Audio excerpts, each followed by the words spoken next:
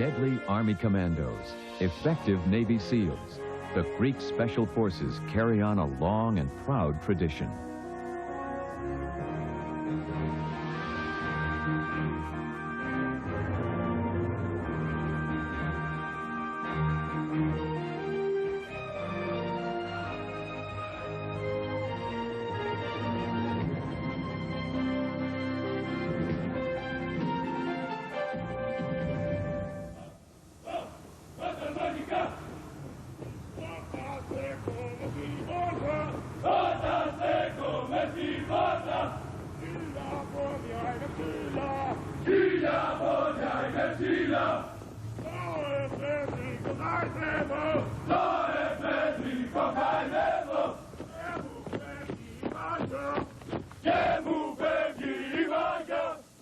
Tough, trim, and well-trained, the able-bodied men of the Greek Special Forces undergo an arduous program of physical training to keep themselves in top fighting form. Established in 1953, the Greek Special Forces are comprised of two separate units. One division operates under the command of the Greek Army, and the other, the SEALs, fall under the command of the Greek Navy. With a total force of only 1,500 troops, the Greek Special Forces mission is to provide for the security and defense of their entire nation, a sprawling land of mountainous terrain, rugged coastlines, and hundreds of island territories.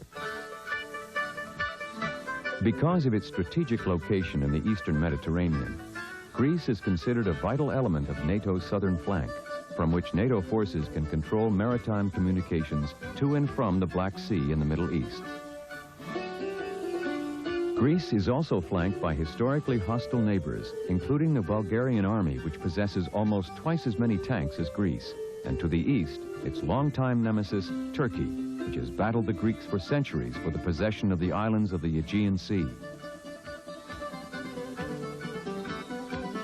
Faced with this formidable task, the soldiers of the Greek Special Forces have never wavered in their dedication to their country. The Greek military legacy dates back more than 5,000 years to the days of the ancient Greek warriors. Theirs is a history marked by nearly constant turmoil. In the course of this century alone, Greece has fought 5 wars, endured 2 occupations, suffered a catastrophic civil war, and experienced 10 major military coups. Italy invaded Greece at the beginning of World War II.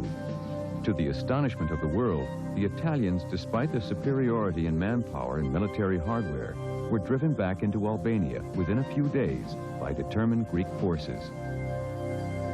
In April 1941, Greece was attacked by virtually the entire southern German army Hitler had amassed to invade the Soviet Union, and yet it still took 3 weeks to subdue the country. A Greek resistance movement quickly organized throughout the land. Greek guerrillas engaged in a wide range of sabotage and raiding activities against the occupying Nazis, earning a reputation as fierce fighters who would never capitulate to foreign domination. The resistance was not limited to only men. Greek women also demonstrated their independent fighting spirit. Aspa Nakopoulou, a young girl at the time, witnessed many acts of courage. The women of Greece played an equally substantial role in the resistance. What the men did, the women did too. They fought in the mountains, they fought in the city, they did sabotage, they assisted the wounded. We lost a lot of lives because of that. A lot of women were killed by the Germans. And they were in prison, and they starved, and they fought equally as much and as bravely as the men did.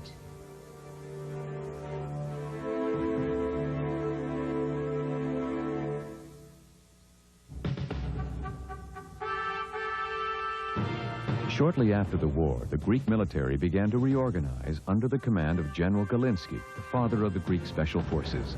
Based on the U.S. model, he quickly established special commando units trained in various forms of non-conventional warfare. Today, the men of the Greek Special Forces are a constant reflection of his vision as a well-prepared and formidable fighting force. The Greek Special Forces that I have seen are professional, they're part of their army, they are dedicated operators, and I've been generally pretty impressed by what I've seen of them. Certainly in NATO exercises that I've done, they took part in the advanced force operations alongside their peers in their other allied forces. Among their many areas of expertise, the Greek Special Forces excel in camouflage techniques. Hidden in this peaceful countryside are some 200 commandos silently waiting for a signal to attack.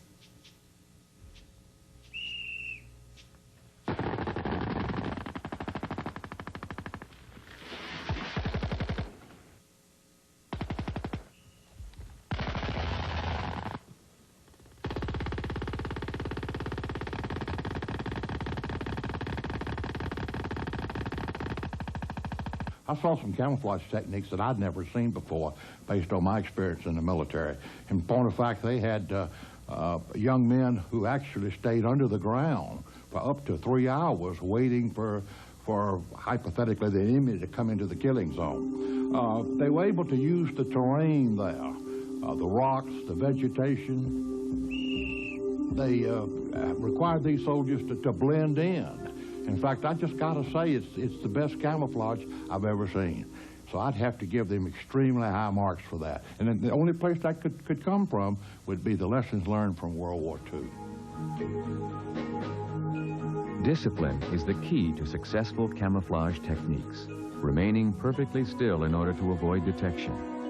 Enemy troops penetrate what they believe is a safe area, only to find out too late that those who underestimate the Greek Special Forces have made a fatal mistake.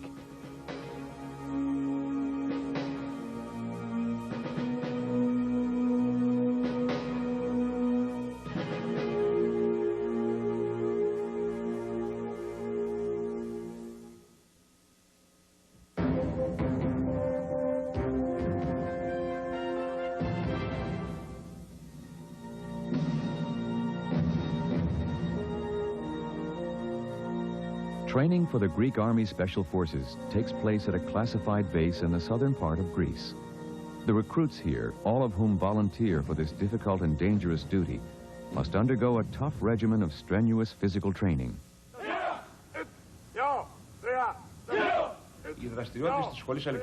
We ask for men that have not only national qualifications, but internal qualifications, to be helped in good physical situations and to have all these qualities that suits with Greek parachutists, like courage, cleverness, open mind.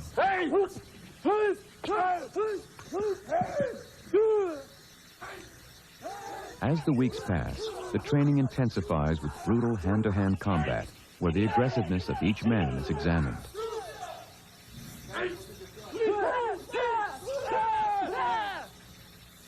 Commando missions, especially surprise raids and search and destroy assignments, require each man to be proficient in close contact fighting, not only for self-defense, but to carry out their orders with lethal effectiveness. The techniques taught are fast, reliable, and deadly.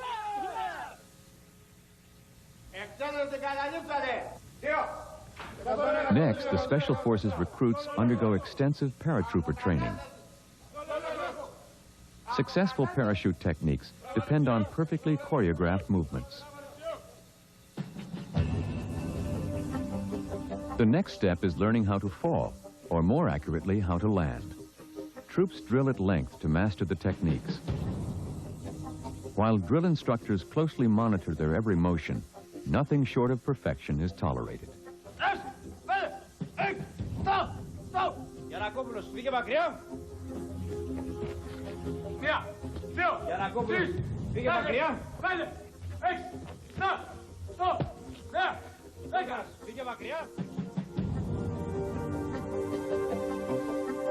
After instruction on basic equipment operation, control, and steering, recruits advance to the jump tower. Only about 30 feet off the ground, the tower allows the jumpers to experience the mechanics of the basic static line jump, simulating the pull of the chute as it catches the wind.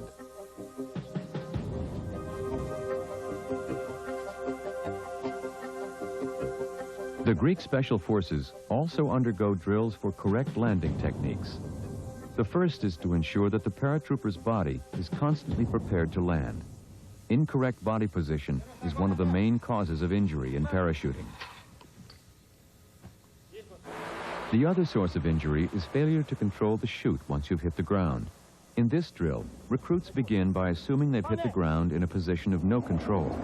As a high-powered fan catches the chute and drags them, the recruits must right themselves and quickly regain control of the parachute. Κάνω μεγάλο κύκλο εγώ. Μετά το μεγάλο κύκλο, γυρνάμε, ρίχνω πρώτο στικ. Με το πέφτει το πρώτο στικ, ποιος ανάβει την καπνογόνο του, με το που πέφτει ο τελευταίος, εσύ. Once the basic techniques are mastered, it's time to take to the air.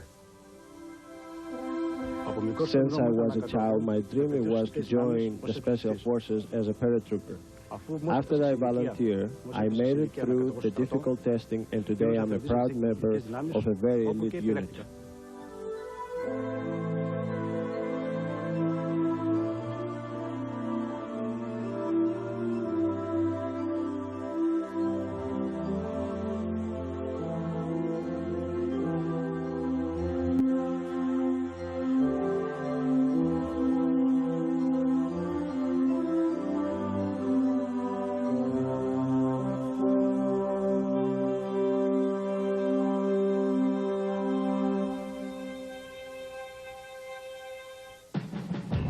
The Greek Special Forces have also gained international acclaim for their skills in high-altitude jumping.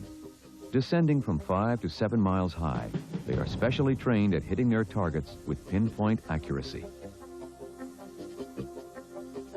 In order to defend the rugged mountainous terrain of their country and its many islands, the Greek Special Forces train extensively in various methods of mountain warfare. In this training mission, the commandos will take out an enemy communications installation located atop a remote mountain. The Greeks utilize a climbing technique called free ascending, a method in which the commandos climb without using any special gear or equipment. Probably the most difficult and dangerous mountaineering method, it allows the commandos to approach their targets in virtual silence, permitting them to retain the element of surprise. The terrain in Greece is extremely rugged terrain. It's mountainous with numerous islands, and large conventional forces couldn't operate there. It would be compatible. But to be able to operate in small parties and be able to obtain the element of surprise, economy of force, I think is the proper way to go, and that's precisely what they're doing. They're doing it very, very well. When the charges are in place, the team withdraws as silently as they arrived. In a matter of seconds, they are safely away.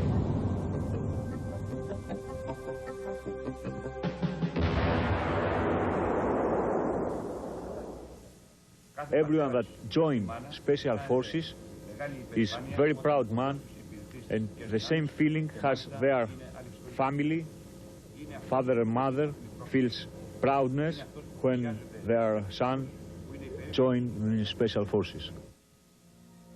With their mission complete, the commandos celebrate their success in true mountaineering style, trailing their colors across the rocky slopes.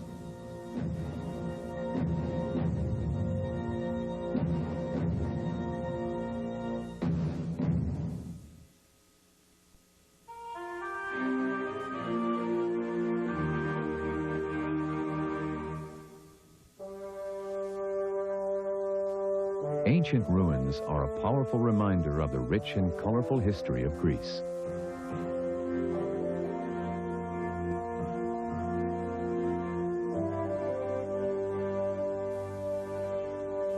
The changing of the presidential color guard is more than just a tourist attraction. It also represents the current Greek military's tie to its ancient past. The Greek Navy's Special Forces base is located on the Gulf of Alephsus, site of the famous Battle of Salamis, which was fought in these waters in 480 BC. Outnumbered by a Persian fleet of 1,200 ships, the Greek naval forces took advantage of their superior navigating skills to outmaneuver their enemy for a resounding victory. Nowadays, this is the training site for the Greek Navy SEALs.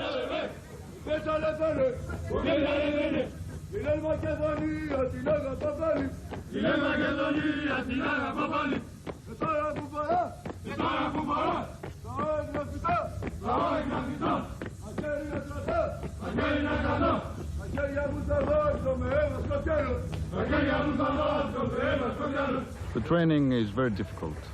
I would say that 15% of people that are coming here are making it through the training. We've got a 6 months training, and it's always going. There's no stop. So the average percentage, as I said before, is like 15 and 20%. So I think it's pretty rough.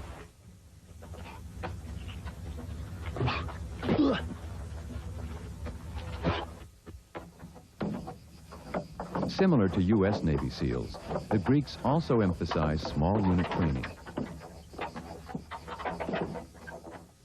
Each group is required to wear a helmet with identifying class number.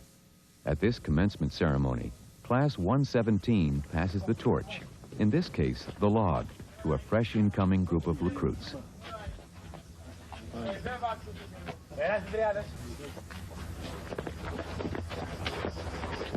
The duty of carrying on the proud tradition of the Greek Navy SEALs now falls on the shoulders of Class 119.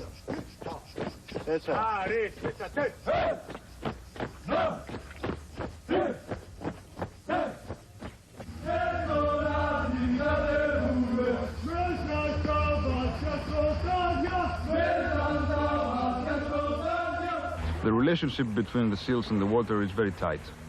There is no man who can make it through SEALs if there is no intimate connection between the water and him. He's got to be part of the water. That's why we've got 60% of the training is on water. Inside the water, swimming, navigating, going scuba or whatever. The SEALs, like in the USA, it's the acronyms of the words sea or land. So that's what we're doing here.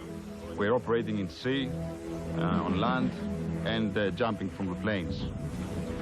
Our main mission is to make recon on beaches, infill, exfil on enemy territory, and also dropping behind the enemy so we can just attack them from behind.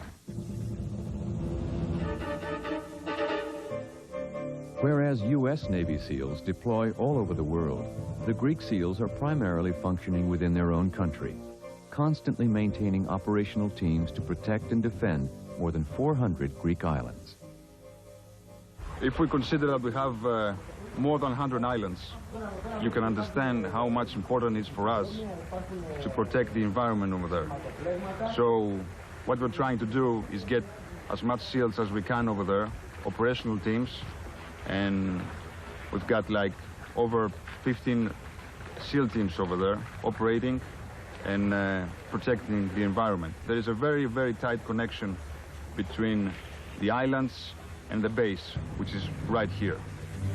You cannot operate over there if you don't have a good training here. And the men are going, vice versa, and they're operating all the time over there. It's a very vital area for us. It's apparent that anyone that goes to Greece, the numbers of islands, the deep ports, the very shipping that comes through, you've got to have an extremely large SEAL capability to cover all that. So I think they're right on the mark.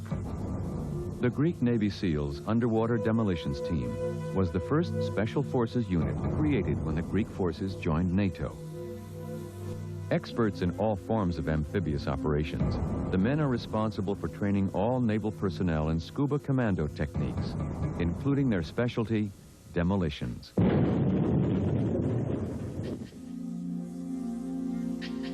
The Greek commander of an amphibious task force planning to storm a beach relies on a SEAL recon team to find out what his men will encounter as they near the shore. The team analyzes the ocean bottom, the surf, and any possible obstacles. As the eyes and ears of an operation, these Greek commandos monitor enemy activity without detection. Their information gathered, the SEALs swim back to the pickup point. Using this technique of high-speed water extraction, the men can be picked up quickly and efficiently without the enemy ever knowing that they were there.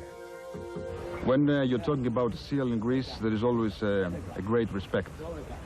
And that's what it's all about. They just feel proud, they feel happy, and that's what they want to do, and that's what they want to do all the time. To understand the extraordinary spirit of the Greek Special Forces, one must first understand the meaning of Leventis.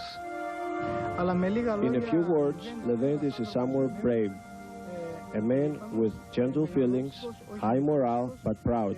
He's a man who will sacrifice his own life for others and for his ideals of his country, religion, and family.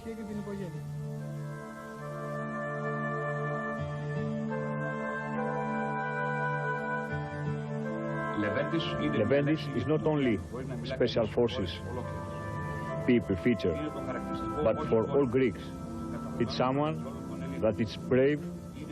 He is the man that, although he knows sometimes that the death is very close, very near, he continues to smile and shine. He shows self-sacrifice during the battle and like to die for his flag, his country, his unit, his commander.